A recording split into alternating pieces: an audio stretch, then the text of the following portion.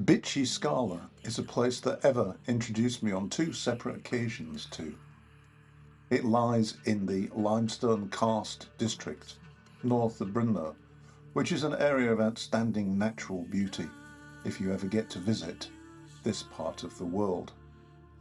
I'm going to talk about three sites.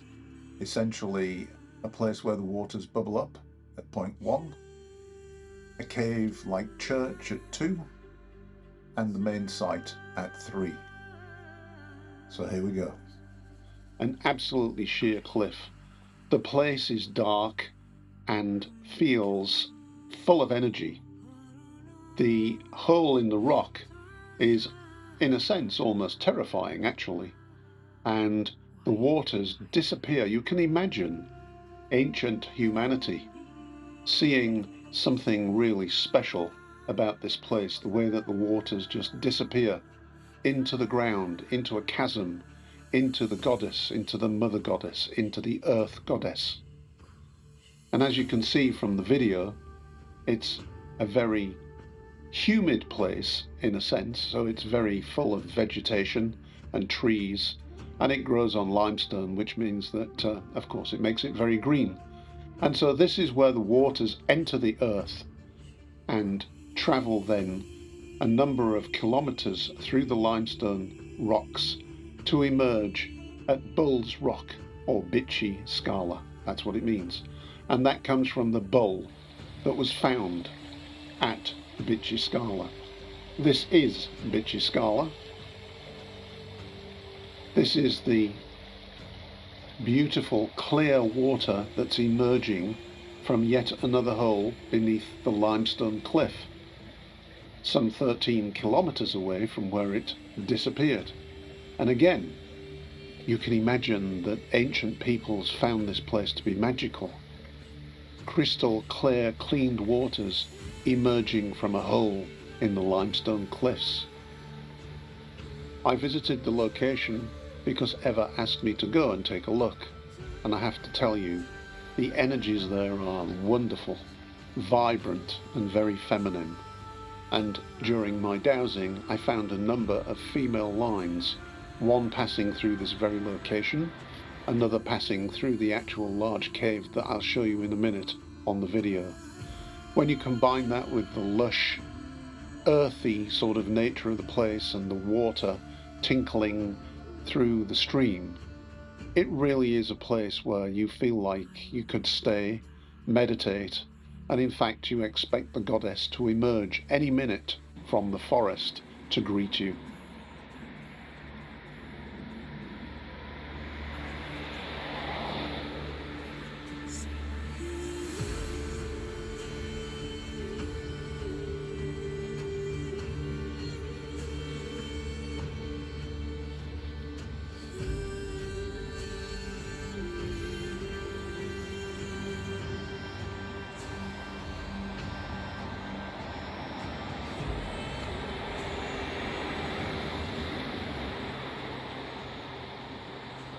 The emerging waters are so clear and so clean that they act like a reflective mirror and add to the idea that one should meditate here, staring into the reflection of the sun in the waters. As a geologist, I also find it quite interesting because of the limestone cliffs, and the limestone cliffs are very tall, and this is why actually beginning to dowse around is quite hard, because how do you actually access the land where these limestone cliffs are? At some point in the future we will take a bike path that does go around the back and hopefully be able to add another dimension to the dowsing of the energy lines.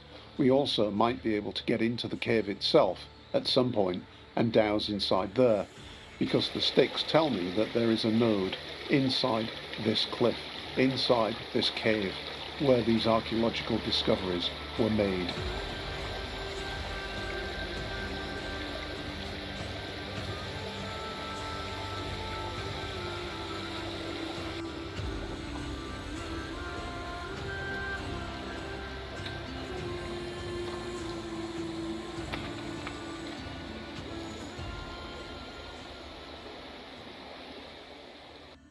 On this last visit, Eva wanted to show me another discovery she had made further up the hill and to the right of the main cave as you look at it.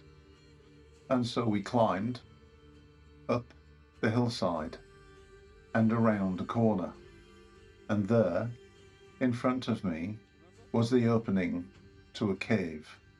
And this was a wondrous cave, very church-like. As I was walking with Eva and she was explaining what the sign said about the formation of the cave, I suddenly felt a wave of energy, absolutely strong, just about here at this moment.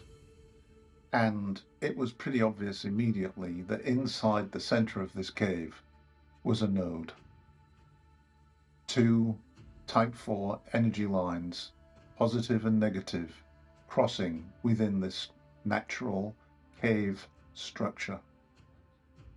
The energies were so amazing, it was so strong, and I really do need now to go back and start mapping around to find out which lines cross, where they come from, and whether they're involved in the node at Kratini, just a little further down the road, where there is a Templar node, which has 2 or 3 other type 4 lines noding in the same place.